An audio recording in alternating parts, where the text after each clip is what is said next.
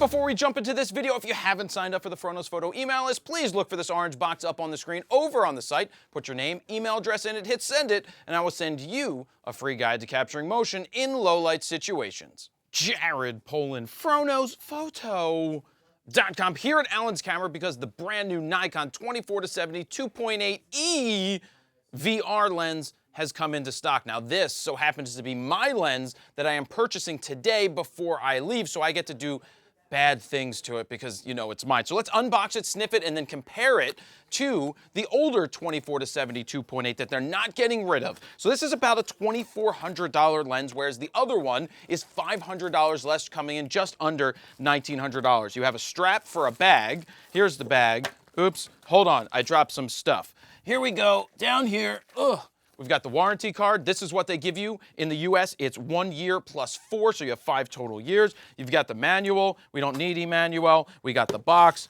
We've got some plastic. And here is a bag that I never use. Now, if you're traveling a lot, this is good to put into another bag if you're traveling, especially if you have a Pelican. Drop this into the Pelican. It's safe and sound. It's going to not get all scuffed up. Open it up. It looks like we have 3 flying discs. 1, 2, 3 flying discs, and the lens. This is what we care about. Not much else in the bag other than that. Here it is. This is the new 24-70 2.8 VR. They call it a tube.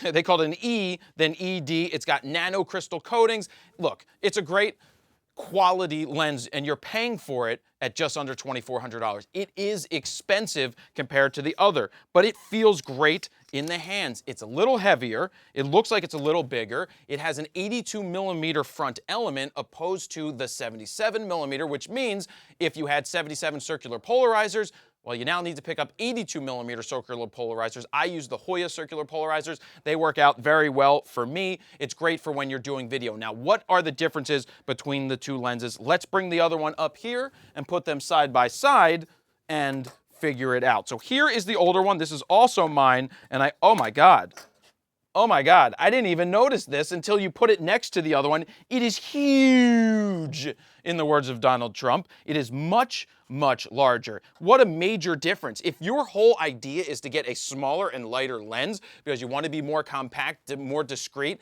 and just have something smaller, the original 24-70 2.8 could be the way to go for you. But if you need the VR, they're saying that this lens is meant to, it's a new optical formula. It's going to be sharper. Now, the new version, when you buy one of these, it's a darn sharp lens, absolutely sharp. I've been using it since it came out when the D3 was announced. Now, it's nice that there's an update. The VR is nice. Canon doesn't even have one that does IS as of yet, but you're paying for it in multiple ways. 1, in size, 2, in price, and 3, I don't have a 3. I don't have a 3 right now, but look at this. Huge difference in size, not a huge difference in weight. This is still pretty heavy, but look at the difference. This thing is so much bigger. Now, what do they smell like? Like, how's the difference in smell? You know what it has? It has Biff Tannen smell. 1986, alternative 1986 Biff Tannen smell with a hint of Huey Lewis in the News. Not bad that it has Huey Lewis in the News. Now, being that I own these lenses, we can do the lick test and see which one licks better.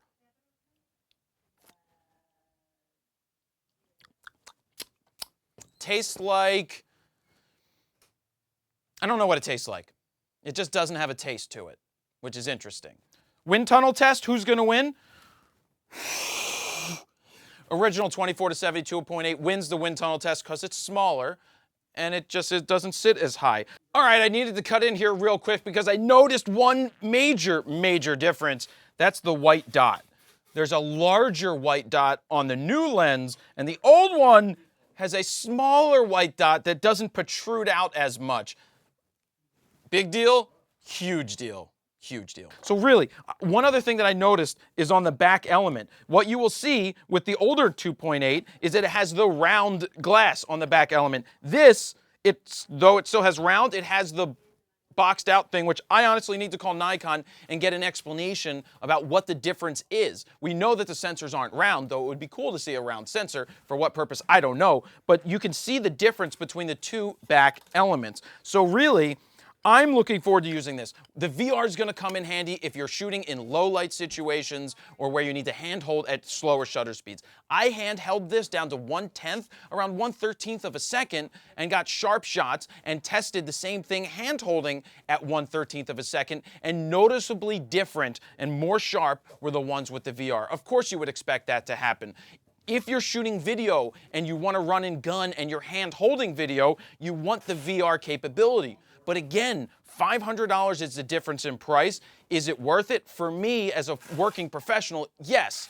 It's worth the price for me. Is the size difference worth the difference in size? For me, yeah. I don't mind. I don't mind the larger size of the lens. I didn't realize it was that different until you put them side by side. But wow, $500 difference.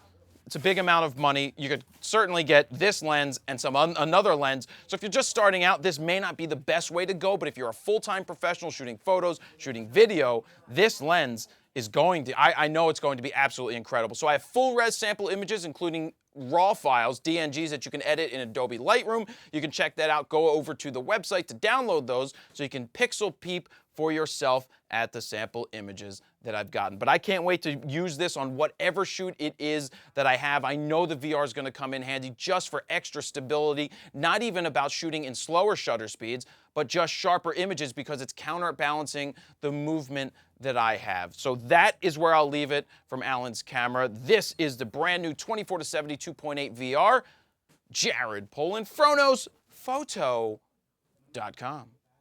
See ya.